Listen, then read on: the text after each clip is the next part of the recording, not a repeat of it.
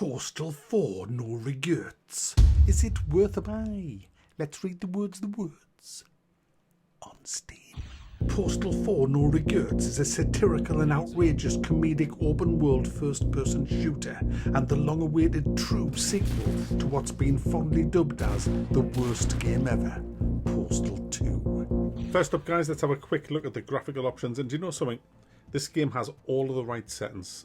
Take note, any other developers, this is how a proper PC game should look in the settings. You've got great graphical options, loads of stuff that you can tweak and twiddle with to get the game to run just right on your machine. You've got good audio stuff, you've got good game options, you can increase the population of the game and of civilians and things like that. Loads and loads of options that you can twiddle with to get the game running just right for you. Now, speaking of how the game ran, I mean, it looks like it's nothing special to look at, but after tweaking a little bit, the game ran great for me. Well, that's not quite right.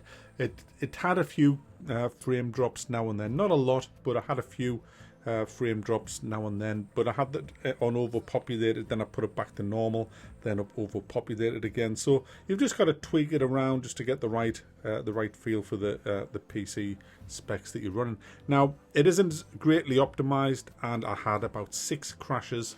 I lost a little bit of progress. I think the worst case scenario, I lost 15 minutes progress with it.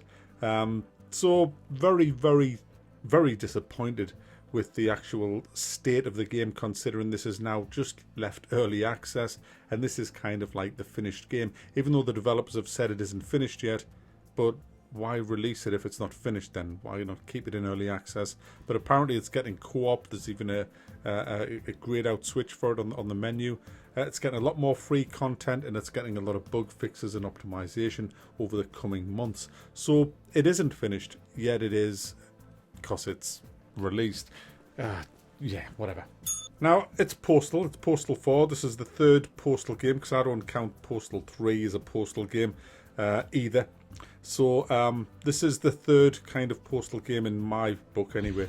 And it follows the same thing, where you have your little post-it note with your errands that you've got to do on each day of the week.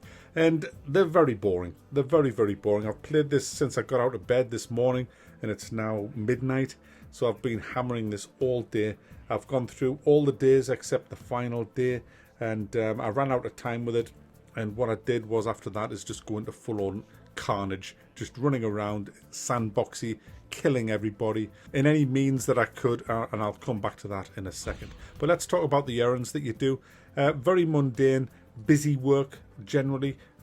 Nothing. There's a couple of quests that I enjoyed, but a lot of them were just boring, really. The story's just not even worth mentioning, really. There isn't really a story. Look, you don't play Postal for quests and stories. You play Postal to go crazy and just murder everybody. That's what it's about. And there's plenty of that in the game. The game isn't as edgy as I thought it would be. I thought it was going to be a very edgy game. I mean, there's plenty of material out there from the last few years that could have made another 10 Postal games, and we could have had a right good laugh at them.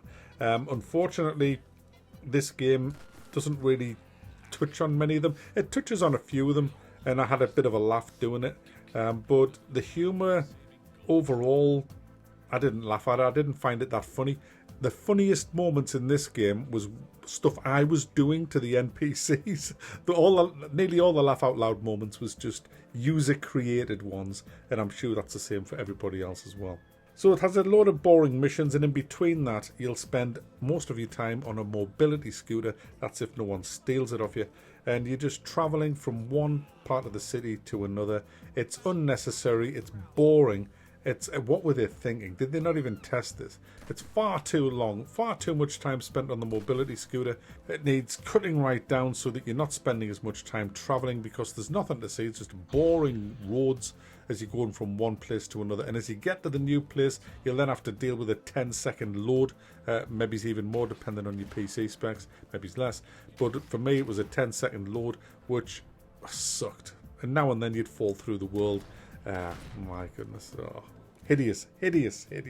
So, for me, completing some of the missions, I had a laugh. They were fun. Most of them weren't. They were boring. So, getting on to the actual carnage.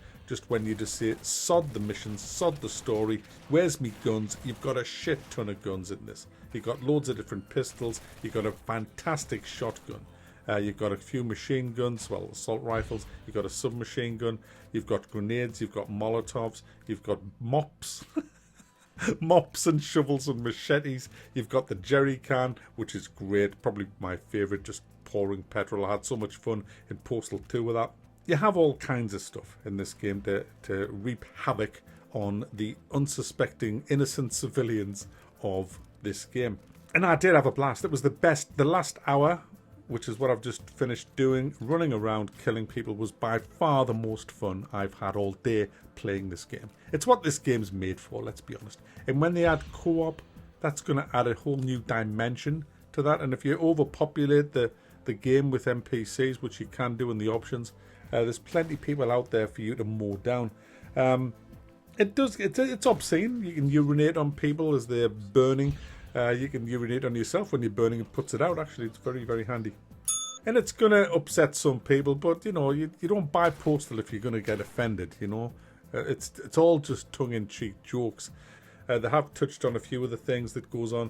The voting for Republican Democrats was hilarious. You just literally couldn't vote the Republican guy in.